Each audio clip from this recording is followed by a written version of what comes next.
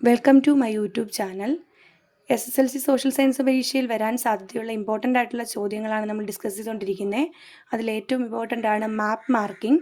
മാപ്പ് mark ചെയ്യുക എന്ന് പറഞ്ഞാൽ ഒരു ഔട്ട്ലൈൻ മാപ്പ് തന്നിട്ട് നമുക്കതിൽ അവർ പറയുന്ന റീജിയൻസ് നമ്മൾ അതിനകത്ത് മാർക്ക് ചെയ്ത് കൊടുക്കണം. എന്നിട്ട് ആ റീജിയൻ്റെ പേര് എഴുതണം. ഓക്കെ, ഫസ്റ്റ് ക്വസ്റ്റ്യൻ ഇതാണ്: ഇന്ത്യയിൽ സ്ഥിതി ചെയ്യുന്ന ഉഷ്ണ മരുഭൂമിയുടെ പേരെന്ത്? ഇന്ത്യ ഇവിടെയാണ് മാർക്ക് ചെയ്യേണ്ടത്. ഇന്ത്യ ഇവിടെയാണ്. ഇവിടെയുള്ള ഉഷ്ണ മരുഭൂമിയുടെ പേരെന്ത്? താർ മരുഭൂമി.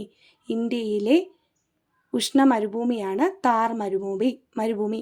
രണ്ടാമത്തെ ചോദ്യം: ഉത്തരാർദ്ധഗോളത്തിൽ 55 ഡിഗ്രി മുതൽ 70 ഡിഗ്രി വരെ അക്ഷാംശങ്ങൾക്കിടയിൽ സ്ഥിതി ചെയ്യുന്ന കാലാവസ്ഥാ മേഖല ഏത്? കാലാവസ്ഥാ മേഖല ഏതാ? അതിൻ്റെ പേരാണ് ടൈഗ. ടൈഗ റീജിയൻ. എത്ര ഡിഗ്രി മുതലാണ്? 55 ഡിഗ്രി മുതൽ 75 ഡിഗ്രി. 55 ഡിഗ്രി മുതൽ 70 ഡിഗ്രി വരെ അക്ഷാംശങ്ങൾക്കിടയിലാണ് ടൈഗ റീജിയൻ. നോക്കിയേ, നോർത്ത് അമേരിക്കയിലും യൂറോപ്പിലും ഏഷ്യയിലും ഒക്കെ ആയിട്ട് ഈ റീജിയൻ ഇങ്ങനെ കടന്നു പോകുന്നുണ്ട്. അടുത്തതാണ് ആഫ്രിക്കയിലെ ഉഷ്ണമേഖലാ പുൽമേടിൻ്റെ പേരെന്ത്? ആഫ്രിക്കയിലെ ഉഷ്ണമേഖലാ പുൽമേടിൻ്റെ പേരാണ് സാവന്ന. ആഫ്രിക്കയിലെ ഉഷ്ണമേഖലാ പുൽമേടിൻ്റെ പേരെന്താണ്? സാവന്ന. അടുത്ത ചോദ്യം: തെക്കേ അമേരിക്കയിൽ സ്ഥിതി ചെയ്യുന്ന മരുഭൂമിയുടെ പേരെന്ത്? തെക്കേ അമേരിക്കയിൽ സ്ഥിതി ചെയ്യുന്ന മരുഭൂമിയാണ് hot desert, Atacama. Hot deserts in south America, Atacama.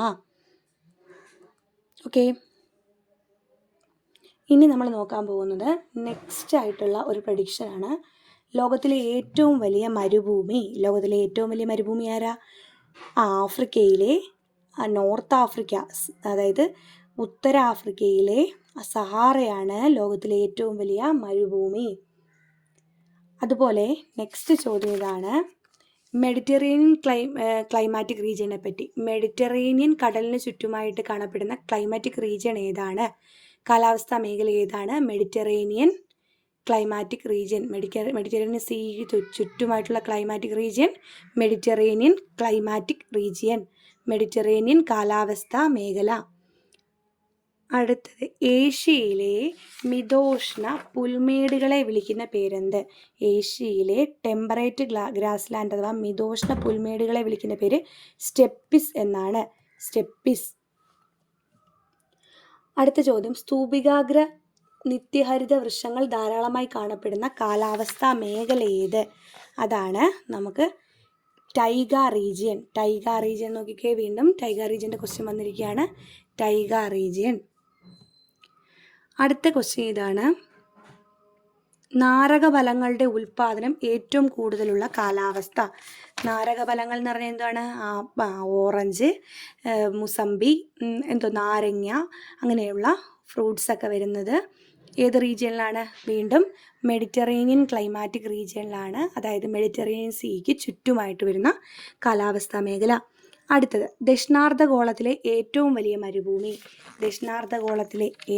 മരുഭൂമിയാണ് Australian desert അഥവാ ഓസ്ട്രേലിയൻ മരുഭൂമി. അത് ഹോട്ട് ഡെസേർട്ടാണ്, ഉഷ്ണ മരുഭൂമിയാണ് ഓസ്ട്രേലിയൻ ഡെസേർട്ട്. അടുത്തത്: നിത്യഹരിത വനങ്ങളും ഉഷ്ണമേഖലാ ഇലപൊഴിയും കാടുകളും വ്യാപകമായി കാണപ്പെടുന്ന ഏഷ്യയിലെ കാലാവസ്ഥയുടെ പേരെന്ത്? അത് നമുക്കറിയാം, മൺസൂൺ ക്ലൈമാറ്റിക് റീജിയൻ, മൺസൂൺ കാലാവസ്ഥാ മേഖല.